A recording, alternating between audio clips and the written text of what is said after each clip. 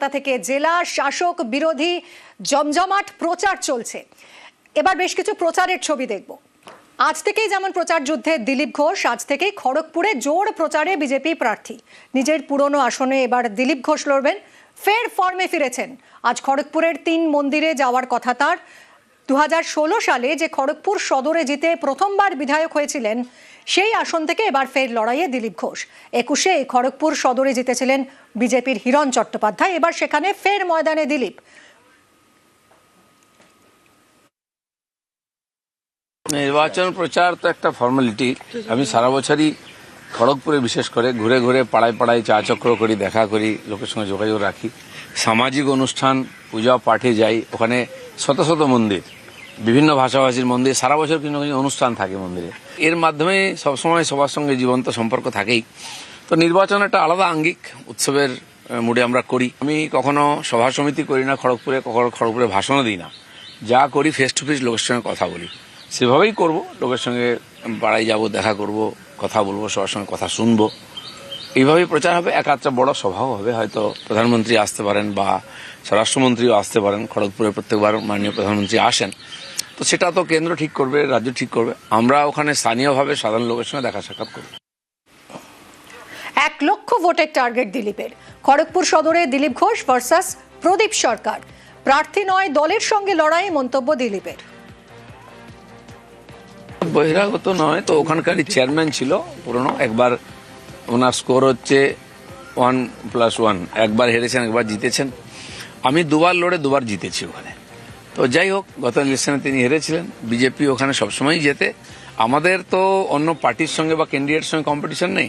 আমাদের লড়াই বিজেপির সঙ্গে। গতবারের যে আমাদের ভোট ছিল, হাইয়েস্ট ভোট প্রায় 90,000 91,000 আমি পেয়েছিলাম লোকসভার সময়।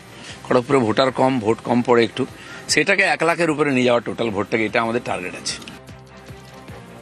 জোড়াসাঁকোয় প্রচারে তৃণমূল প্রার্থী। জোড়াসাঁকো কেন্দ্রে নতুন প্রার্থী দিয়েছে এবার তৃণমূল।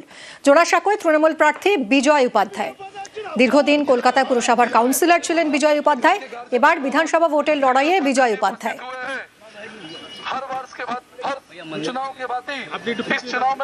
মানুষের সেবা করার ইচ্ছা এখনো আছে।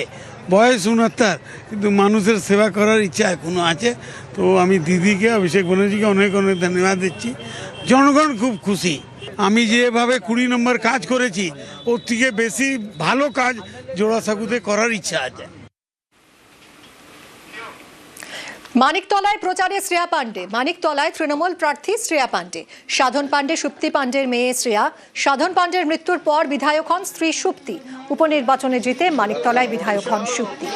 26-এর লড়াইয়ে মানিকতলার প্রার্থী মেয়ে শ্রেয়া।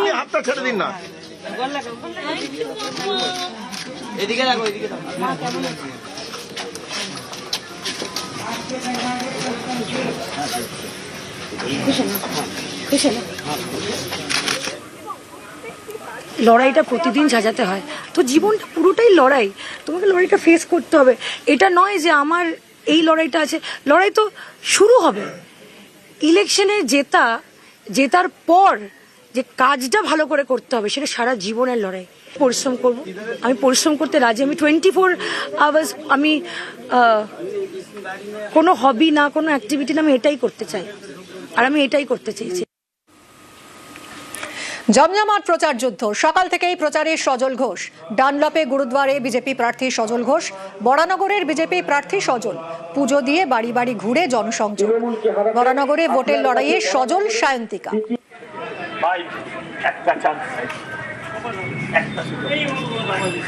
ভালো লাগলে তারপর রাখবেন, ভালো না লাগলে ছড়া একটা সুযোগ দেবেন। আবেদন করছি আপনাদের প্রত্যেকের কাছে। অটো ছাড়ো। আমি এখান, হ্যাঁ ও আচ্ছা মাইকেল, ওরে বাপ। একটা সুযোগ দেবেন, হাত জোর করে নয়, সহযোগিতার হাত দিয়ে একটা সুযোগ দেবেন। মা, একটা সুযোগ দেবেন। ভারতীয় জনতা পার্টির পক্ষ থেকে একটা সুযোগ চাইতে এসেছি। একটা বার সুযোগ দিন। সবাই সুযোগ পেয়েছে, একটা সুযোগ বিজেপিকেও দিন। একটা চান্স আপনারা বিজেপিকেও দিন। একটা সুযোগ চাইছি বাবা, আশীর্বাদ করবেন। একটা চান্স দেবেন, গুরুজনেরা আশীর্বাদ করবেন। প্রচারে বিজেপি প্রার্থী মনোজ ওরাও। কুমারগ্রামের বিজেপি প্রার্থী মনোজ ওরাও। কালী মন্দিরে পুজো দিয়ে প্রচার শুরু করলেন প্রার্থী। বারোবিশা বাজারে কালী মন্দিরে পুজো দেন মনোজ ওরাও।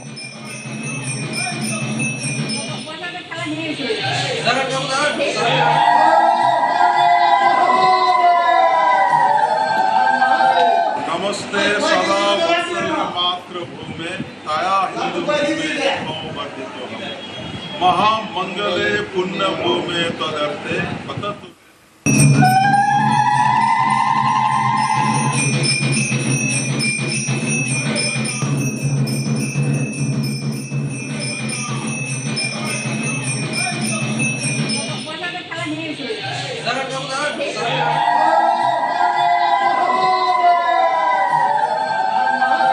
नमस्ते বেলেঘাটায় এবার প্রার্থী তৃণমূলের কুণাল ঘোষ।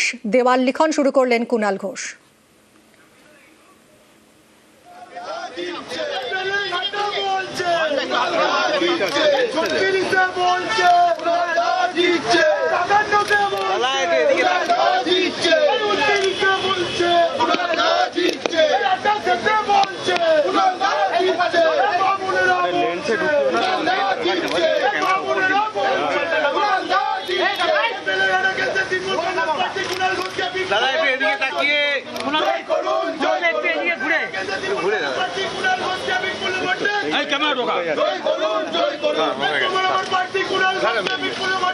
বেলেঘাটায় এবার পরেশ পালকে প্রার্থী করেনি তৃণমূল। কুণাল ঘোষ তৃণমূলের প্রার্থী। আর সকাল থেকেই দেওয়াল লিখনে প্রচারে শুরু নেমে পড়েছেন কুণাল ঘোষ।